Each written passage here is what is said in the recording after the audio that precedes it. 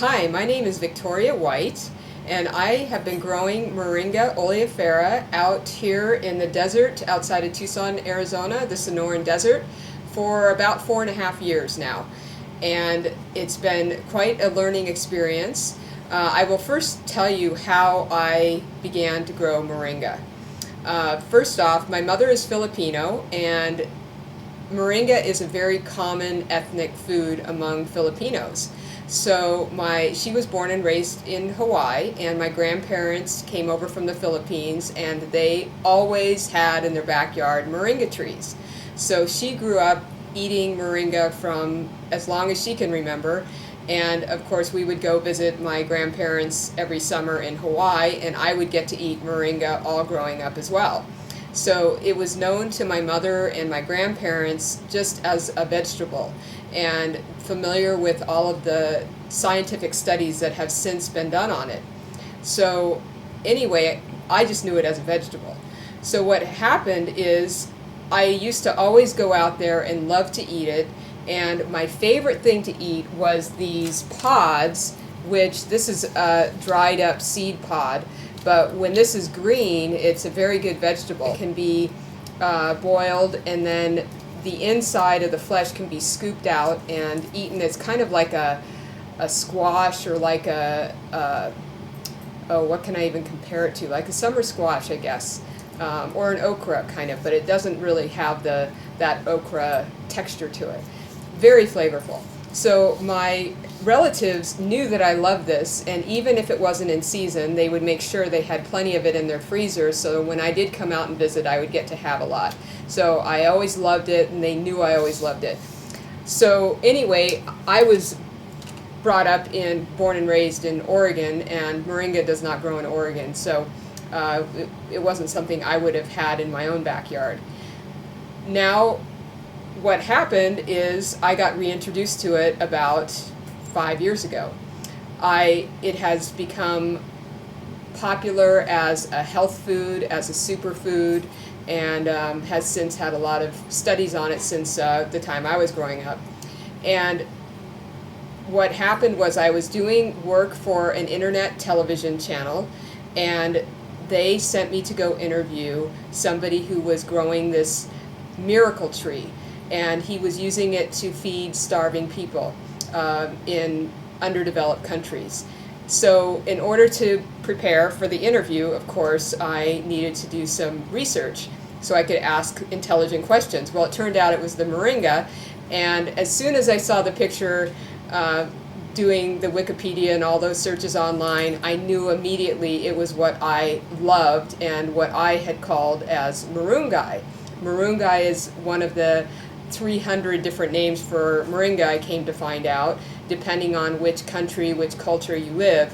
And so I was astounded when I started reading more about it, how beneficial it is in so many different areas, and why it was called the miracle tree. So I went and I did the interview, and the guy that I interviewed actually gave me some seeds. These are the moringa seeds. And he gave me maybe, I don't know, 100 seeds or something. And I started growing them, and they germinated great. And then I wanted to I was so intrigued about this plant that I started looking around the local area to see if there were any nurseries that carried it, or who knew about it, how to grow it, if there was anything I needed to do. And I came to realize that nobody knew anything about it. It wasn't in any of the nurseries. The only thing I did find was down at the University of Arizona in downtown Tucson, there was actually a mature moringa tree, which made me really excited because I knew at least if it's growing in Tucson, I should be able to grow it. So my journey about discovering how to grow it kind of blossomed from there, both from my own experience and also starting to do more research with people who are growing it in various areas. There wasn't a lot on it about growing it in the desert, so I really had to learn from experience what happens with the moringa. And one of the things I discovered is that it is very sensitive to freezes. And we can get down into the 20s, the teens, at times, not all the time, but it normally does freeze here where we live. And so what happens with our trees is they actually will die back in the wintertime and then come up from the roots the next year. So you don't have to plant another tree. You can have your same tree and just know that it's okay that it dies back, and then it will come out the next year. And so we've been doing this for over 4 years, and I've seen this cycle repeat itself again and again and again. So I'm pretty confident that we can grow it here. We're right on the edge of being able to grow it. The main thing is, as long as the ground doesn't freeze, the roots will survive and the tree will survive. So if you live in an area where it actually does freeze, the ground does freeze, then you know that your tree is pretty much not going to survive the winter time.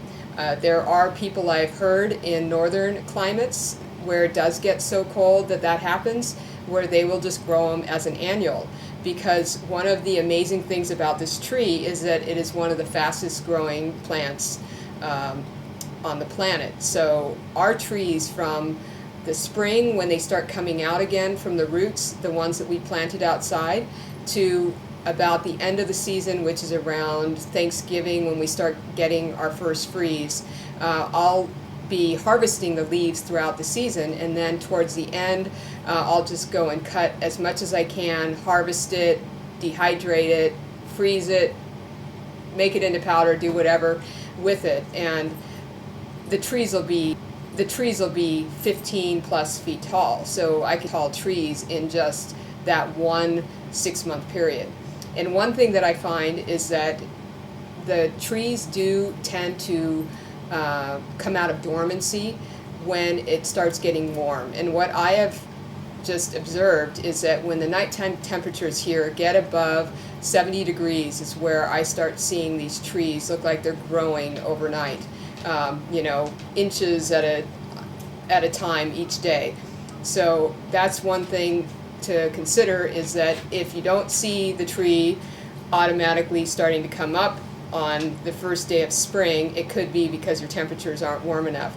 I've seen them start coming out of dormancy in June, even as late as July, and they'll still get 15 feet tall by November. So not to get discouraged about growing moringa if you feel you're right on the edge of being able to grow it like we are here. So some of the other amazing things about moringa is it is filled with nutrients. It's amazed scientists because of not only the variety of nutrients in it, but also the concentrations of those. An example is it's been said to have 6 or 7 times the vitamin C ounce per ounce that oranges have, 4 times the calcium that milk has, 3 times the iron that spinach has, 3 times the beta carotene that carrots have, 3 times the potassium that bananas have. These are all things that we know of to be some of the highest concentrations of those vitamins, and minerals. This is even greater than those foods. And for instance, one of the things, it has a lot of minerals, like it has selenium, and in order to assimilate selenium, you also need vitamin E. Well, it has both, so it synergistically works very well with all the different things it has to help them to absorb better. It's got all the essential amino acids, and it has about 18 of 20 of the amino acids total. I think there's 9 essential amino acids, of which it has all of those. And it's full of antioxidants, and it's just an amazing plant. So and then it grows fast. The other thing is it can grow in harsh environments that a lot of other things can't grow in. We get very hot in Arizona during the summers. It can be over 110 degrees, and I've seen other plants in our garden really start wilting and suffering. And the moringa trees, they love full sun. They do really well out in that heat, and it's amazing to watch them just looking like they're not stressed or totally healthy in that kind of environment. So it's the 2 things that you really have to look for as far as moringa goes is the cold, and you want to make sure you have well-drained soil. We have a clay soil here, And I do, when I plant a moringa tree, I put in amendments to get it to make sure it drains well instead of being a big muddy mess. And that can cause root rot if you do allow standing water to kind of be around the roots for too long. It can handle water every day though. In Hawaii, I know that my experience was afternoon thunderstorms practically every day, or afternoon rainstorms. And the moringa trees did just fine there, but they have a sandy type of soil and well drained, and that is the main thing. I have noticed that the more you water the plants, the faster they tend to grow. They also do really well in areas where you're putting other vegetables and other plants around. They fix nitrogen in the soil and help to fertilize the other plants that are around there.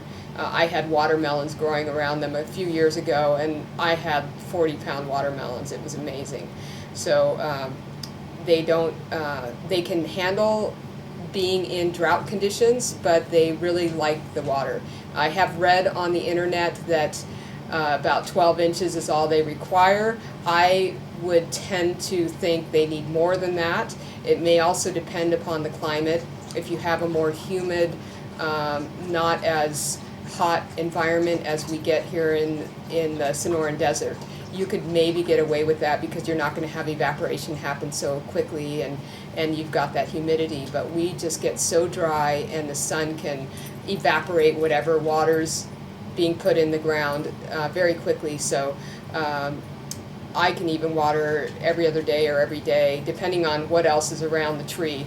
Obviously, if it's in my vegetable garden, then they're getting watered every day no matter what.